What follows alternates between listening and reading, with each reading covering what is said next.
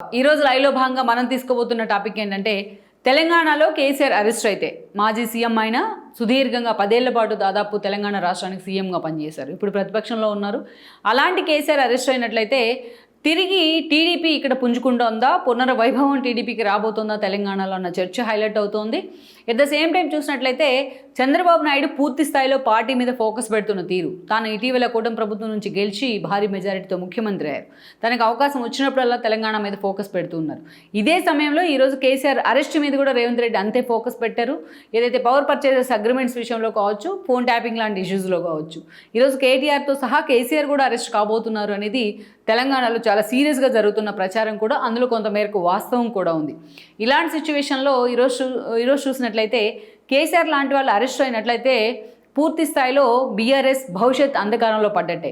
ఎందుకంటే మొన్నటి అసెంబ్లీ ఎన్నికల్లో కావచ్చు, ఆ తర్వాత జరిగిన ఎంపీ ఎన్నికల్లో కావచ్చు, బీఆర్ఎస్కు ఎలాంటి పరాభవం ఎదురైందనేది అందరికీ తెలుసు. అలాంటి సిచ్యువేషన్లో ఈరోజు అసలు కేసీఆర్ ఎక్కడున్నారు అన్న పరిస్థితి నుంచి కేసీఆర్ ఏం చేస్తున్నారన్న సిచ్యువేషన్ కూడా ఆ పార్టీ నేతలకు అర్థం కావట్లేదు. కేటీఆర్ లాంటి వాళ్ళు ట్విట్టర్ వేదికగా ఫైట్లకే పరిమితం అవుతూ ఉంటే, అటు హరీష్ రావు లాంటి వాళ్ళు ఒక్కరే సోలోగా తన వాయిస్ వినిపించే ప్రయత్నం చేస్తున్నారు. కానీ ఆ వాయిస్ ఎంతవరకు జనాన్ని రీచ్ అవుతుంది అనేది ఒక చర్చ అయితే, అసలు పార్టీ అధినేత ఓటమి తర్వాత ఇన్ని రోజుల పాటు ఫామ్ హౌస్లో ఏం చేస్తున్నారు అనేది చాలామందికి అర్థం కాని ప్రశ్న. ఇది ప్రత్యర్థులకు ఇవన్నీ కూడా ఒక ఆయుధాలుగా మారే. పార్టీని బలోపేతం చేయాల్సిన బాధ్యతలు పెట్టి కేసీఆర్ ఈరోజు వ్యవహరిస్తున్న తీరు కూడా బీఆర్ఎస్ నేతల్ని, శ్రేణులను కూడా అయోమయంలో పడేస్తాను. ఇలాంటి సిచ్యువేషన్లో కేసీఆర్ అరెస్ట్ అయినట్లయితే పూర్తి స్థాయిలో ఆ పార్టీ పునాదులు కదిలినట్లే, అందులో డౌటే లేదు. మరి బీఆర్ఎస్ పునాదులు కదిలినట్లయితే ఇక్కడ మరో పార్టీకి వ్యాక్యూమ్ ఉంటుంది అనేది కూడా వాస్తవమే. ఆ వ్యాక్యూమ్లోకి టీడీపీ రాబోతోంది అనే చర్చ కూడా జరుగుతోంది. ఎందుకు టీడీపీ రాబోతోంది, అసలు టీడీపీ అలాంటి వ్యాక్యూమ్లో వచ్చేందుకు ఎంత స్కోప్ ఉంది, అదేవిధంగా రేవంత్ రెడ్డి అవకాశం టీడీపీకి ఇస్తారా లేకపోతే బీఆర్ఎస్ ఇస్తుందా అనేది మనం పక్కన పెడితే, గతంలో జరిగిన పరిణామాలు కూడా ఈ ప్రశ్నలన్నిటికీ సమాధానాలు ఇస్తాయి మనం చెప్పుకున్నట్లయితే. అందుకే గతంలో జరిగిన పరిణామాలన్నింటినీ కూడా మనం ఇక్కడ ఒకసారి టచ్ చేయాలి. గతంలో మనం చూసినట్లయితే అసలు టీడీపీ ఆవిర్భవించిందే తెలంగాణ వేదిక మీద. ఎన్టీఆర్ చేతిలోని ఆ పార్టీ పురుడు పోసుకుంది తెలంగాణ వేదిక మీదే. ఎన్టీఆర్ని అత్యంత భారీ మెజారిటీతోని సీఎం చేసింది తెలంగాణ గడ్డే. ఎందుకంటే ఆ విజయంలో తెలంగాణ వాదుల తెలంగాణకు సంబంధించిన చాలామంది నేతల భాగస్వామ్యం ఉంది. యూనివర్సిటీలో చదువుకుంటున్న వాళ్ళ దగ్గర నుంచి అనేక మంది సాధారణ పౌరులుగా ఉన్న నేతలందరినీ తీసుకొచ్చి చట్టసభల్లోకి అట్టడుగు వర్గాలను పంపించిన ఘనత ఎన్టీఆర్దే. అందులో ఎవ్వరికి ఎలాంటి డౌట్ కూడా లేదు, ఎలాంటి అనుమానం కూడా లేదు. ఇక ఆయన తీసుకున్న కొన్ని సంచలన నిర్ణయాలు ఎన్టీఆర్ సీఎం అయిన తర్వాత, ఏదైతే అమ్మాయిలకు ఆస్తి హక్కు లాంటి నిర్ణయాలు కావచ్చు, పటేల్ పట్వారీ వ్యవస్థను రద్దు చేయడం కావచ్చు, ₹2 కిలో బియ్యం లాంటి పథకాలు కావచ్చు, ప్రతి ఒక్క నిర్ణయం కూడా ఒక సంచలనమే. అంత డేరింగ్ అండ్ డాషింగ్ డెసిషన్స్ అవన్నీ. సో అందుకే తెలంగాణలో ఎస్పెషల్లీ ఒక బీసీ ఓట్ బ్యాంక్ టీడీపీకి ఒక పునాదిగా మారింది, టీడీపీకి ఒక సాలిడ్గా ఉంటూ వచ్చింది. ఎంతోమంది టీడీపీ స్కూల్ నుంచి బీసీ నేతలు తయారయ్యి ఈరోజు ప్రధాన పార్టీల్లో సీఎంల పొజిషన్లో కూడా ఉన్నారు మొన్నటి వరకు. అదేవిధంగా అనేక కీలక పదవుల్లో కూడా, మంత్రి పదవుల్లో కూడా వ్యవహరిస్తూ వచ్చారు. ఈరోజు ఏకంగా తెలంగాణలో కాంగ్రెస్ నుంచి సీఎంగా ఉన్న రేవంత్ రెడ్డి దగ్గర నుంచి మొన్నటి వరకు సీఎంగా ఉన్న కేసీఆర్ వరకు వీళ్ళంతా కూడా టీడీపీ స్కూల్ నుంచి వచ్చిన వాళ్ళే, అందులో ఎలాంటి డౌటు లేదు. అలా ఒక ఎన్టీఆర్ అంటేనే ఒక చరిష్మా, టీడీపీకి ఒక బీసీ ఓట్ బ్యాంక్ అని, తెలంగాణ నుంచి ఆ స్థాయిలో టీడీపీ పేరు వినిపించడానికి కానీ ఎన్టీఆరే కారణం. సో అలాంటి సిచ్యువేషన్ నుంచి మనం చూసినట్లయితే చంద్రబాబు నాయుడు చేతుల్లోకి పార్టీ వచ్చిన తర్వాత కూడా ఉమ్మడి రాష్ట్రానికి ఆయన సుదీర్ఘకాలం సీఎంగా పనిచేయడం జరిగింది.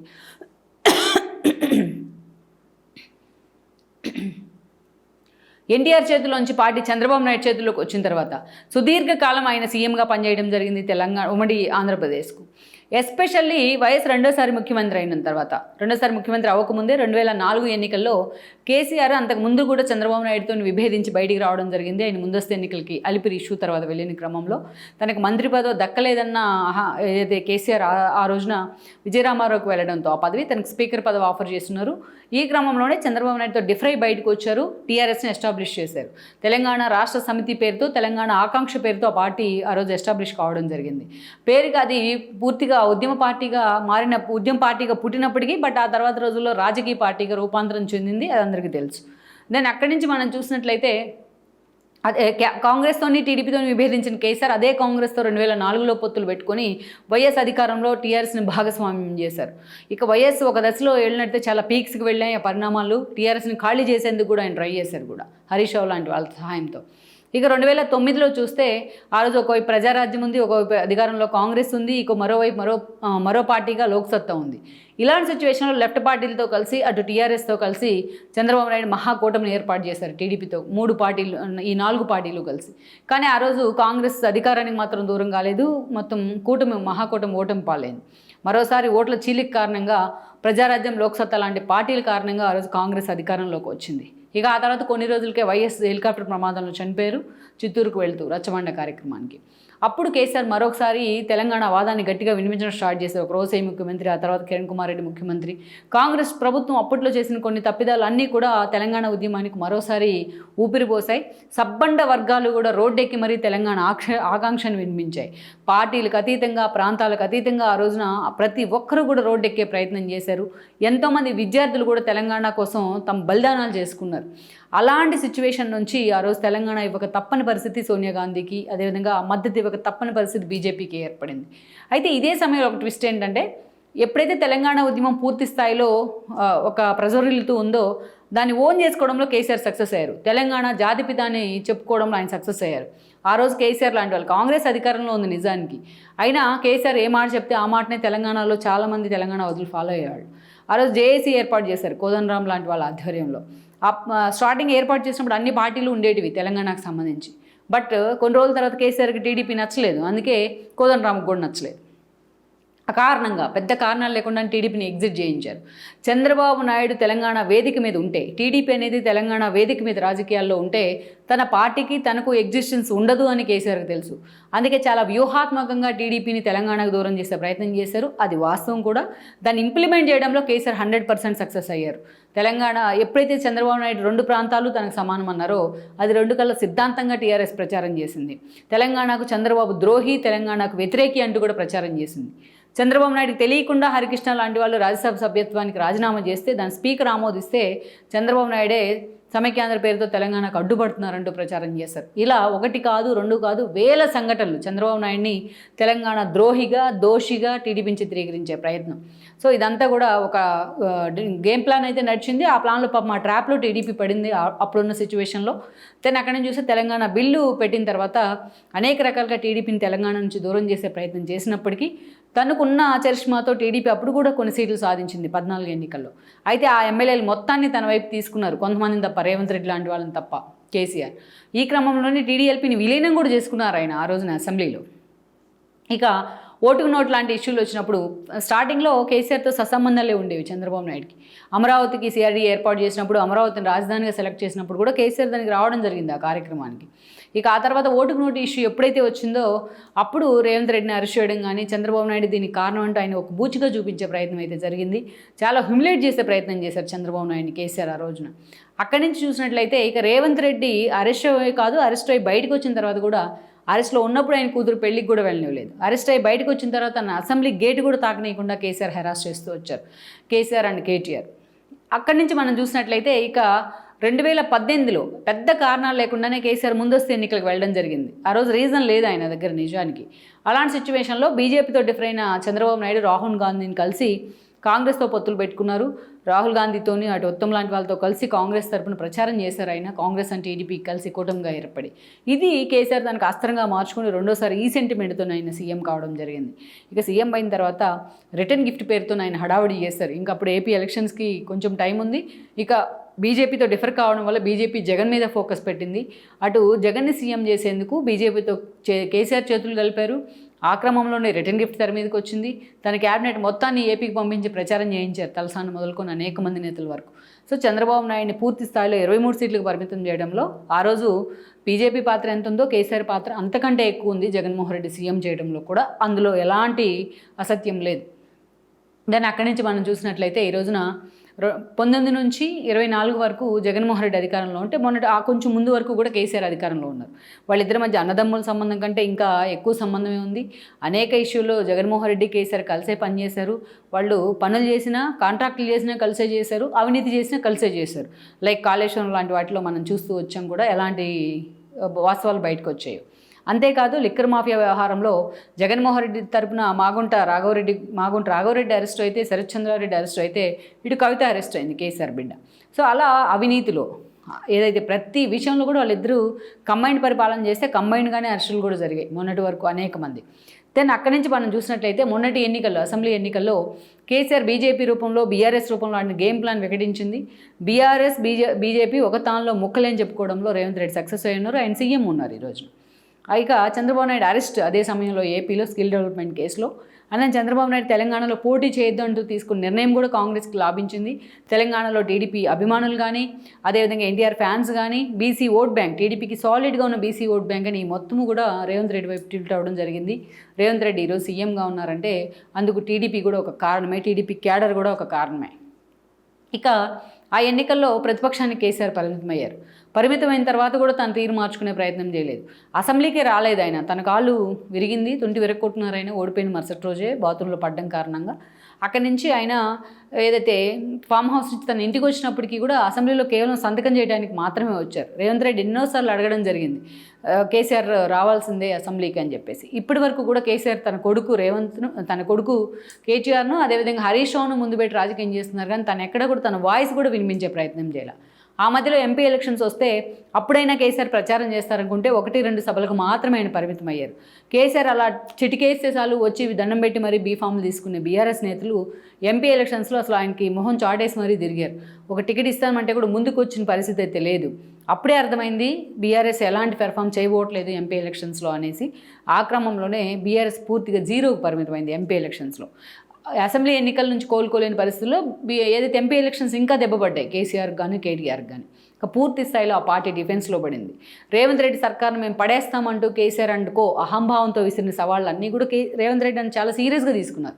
పార్టీ అధికారంలోకి వచ్చిన వితిన్ వన్ డేలోనే రేవంత్ రెడ్డి సర్కార్ పరిపోతుందంటూ కూడా బీఆర్ఎస్ నేతలు అంతా మాట్లాడుతూ వచ్చారు. ఈ క్రమంలో ఈరోజు చూసినట్లయితే 10 మంది ఎమ్మెల్యేలు కాంగ్రెస్ జెండాలు కప్పేసుకున్నారు. మెజారిటీ 15 మంది ఎమ్మెల్సీల దాకా కాంగ్రెస్లోకి వెళ్ళిపోయినారు. అలాంటి సిచ్యువేషన్లో బీఆర్ఎస్ పరిస్థితి ఒక అగమ్య గోచరంగా ఉంది. అటు కేసీఆర్ బయటికి రారు, ఎప్పుడు వస్తారో తెలియదు. వినాయకుడు పెళ్లి తరహాలో కేసీఆర్ ఎప్పుడు బయటకు వస్తారో అన్న అనుమానం పార్టీ నేతల్లో కూడా ఉంది. ఈరోజు జోగినపల్లి సంతోష్ లాంటి వాళ్ళు ఎక్కడున్నారో తెలియదు. కవిత లాంటి వాళ్ళు అరెస్ట్ అయిన తర్వాత డిఫెన్స్లో పడ్డారు. ఆవిడ వాయిస్ ఎక్కడ వినిపించట్లేదు, పార్టీలో కనిపించట్లేదు కూడా. ఇక ఎవరైతే కేటీఆర్ లాంటి వాళ్ళు కేవలం ట్విట్టర్ వేదికగా, సోషల్ మీడియా వేదికగా మాత్రమే అప్పుడప్పుడు మెరుస్తూ ఉంటారు. హరీష్ రావు లాంటి వాళ్ళు ఎంత కష్టపడుతూ ఉన్నా ఎప్పటికైనా హరీష్ రావు పార్టీని టేక్ ఓవర్ చేస్తాడేమన్న అనుమానాలు కేసీఆర్ అండ్ ఫ్యామిలీలో ఉన్నాయి. అందుకే హరీష్ రావుకి అంత ఎక్స్పోజర్ ఇవ్వడానికి కూడా ఆ ఫ్యామిలీ అంతగా ఆయన అంతగా ప్రమోట్ కూడా చేయదు. అలాంటి సిచ్యువేషన్లో ఈ రోజున పార్టీ నేతల్లో చాలామంది వెళ్ళిపోగా మిగిలిన అరాకొరా నేతలు కూడా ఈరోజు కేసీఆర్ వైపు చూస్తున్నారు. ఏంటా మా భవిష్యత్తు అనేసి. మహారాష్ట్రలోని, ఏపీలోని చాలా చోట్ల తెలంగాణ బీఆర్ఎస్ పేరుతో నేను హడావుడి చేస్తే ఈరోజు అక్కడ ఎలక్షన్లు వస్తుంటే వాళ్ళందరూ వచ్చి కలుద్దామంటే కనీసం కేసీఆర్ వైపు నుంచి అపాయింట్మెంట్ లేదు. జాతీయ స్థాయి రాజకీయాల్లో చక్రం తిప్పుతా అన్న కేసీఆర్ కనీసం ఈరోజు తన ఫామ్ హౌస్లో చక్రం తిప్పే పరిస్థితుల్లో కూడా లేరు. అలాంటి సిచ్యువేషన్లో బీఆర్ఎస్ భవిష్యత్ పూర్తిగా అంధకారంలో పడ్డట్టే అన్న చర్చ ఉంది చాలా రోజులుగా. ఇక్కడ ఈ కరెక్ట్ టైంలోనే ఏదైతే రేవంత్ రెడ్డి ఒక కమిషన్ ఏర్పాటు చేశారు విద్యుత్ ఎంక్వైరీస్కి సంబంధించి.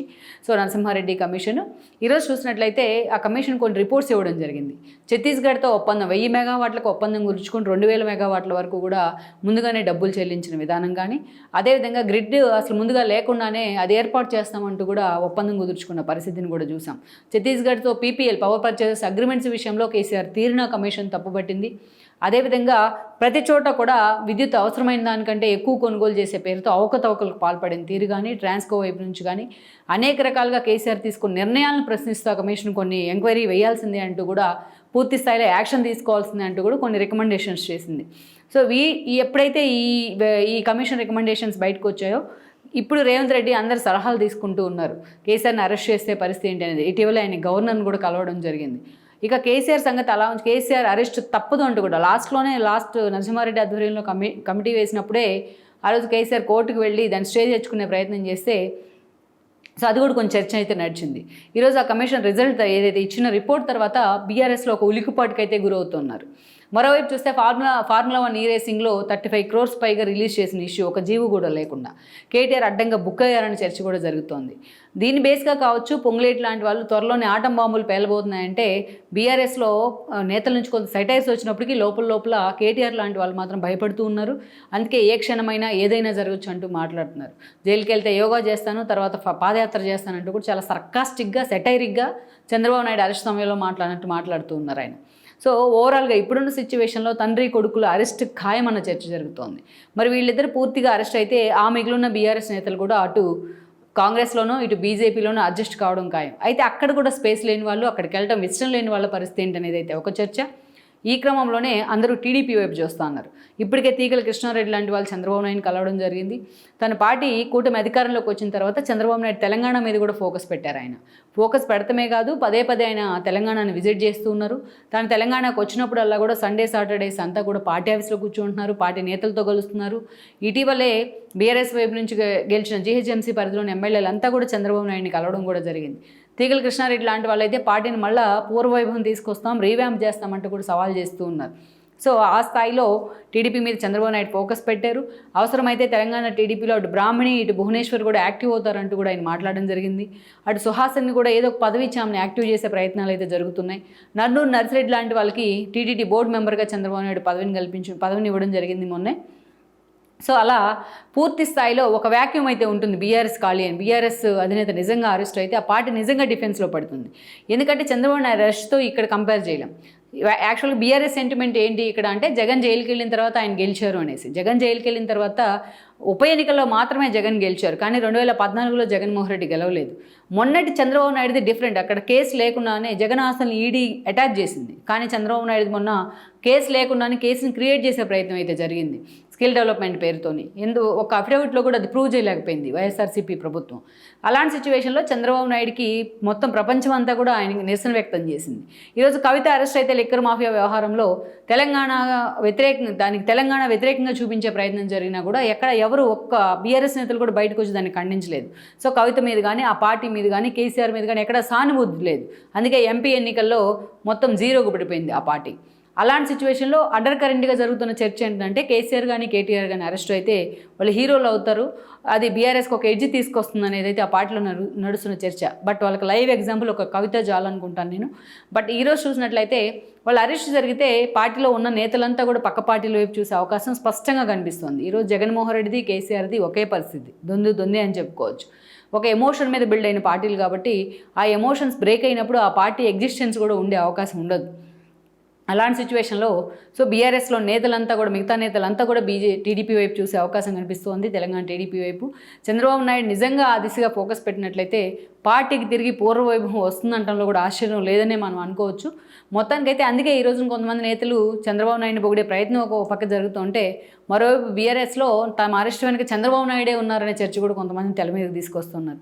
ఎందుకంటే రాష్ట్రంలో బీఆర్ఎస్ ఉండే కన్నా టీడీపీ ఉంటేనే తనకు మంచిదని రేవంత్ ఆలోచన చేస్తున్నట్టుగా కూడా కొంతమంది లీకులు ఇస్తున్నారు. బట్ కారణాలు ఏవైనప్పటికీ ఈరోజు మాత్రం కేసీఆర్ లాంటి వాళ్ళ అరెస్టు జరిగితే అది రాష్ట్రంలో ఎంత సంచలనం అవుతుందనేది మనం పక్కన పెడితే, సో ఆ వ్యాక్యూమ్లో టీడీపీ తిరిగి తన పూర్వవైభవాన్ని తెచ్చుకునే ప్రయత్నం చేస్తుంది అనడంలో మాత్రం ఎలాంటి సందేహం లేదు. ఎప్పుడు కూడా క్రైసిస్ని అవకాశాలుగా మార్చుకోవాలంటూ కూడా చంద్రబాబు నాయుడు చెప్తూ ఉంటారు. మరి అది తెలంగాణలో పార్టీని పూర్వవైభవం తేవడంలో చంద్రబాబు నాయుడు ఎంతవరకు కూడా ఫోకస్ పెట్టే ప్రయత్నం చేస్తారు, నిజంగానే కేసీఆర్ అరెస్టుతో ఆ పరిణామాలు వస్తాయనేది కూడా మనం చూడాల్సి ఉంది. ఈ వీడియో మీకు నచ్చినట్లయితే please share, like and subscribe R24 Telugu.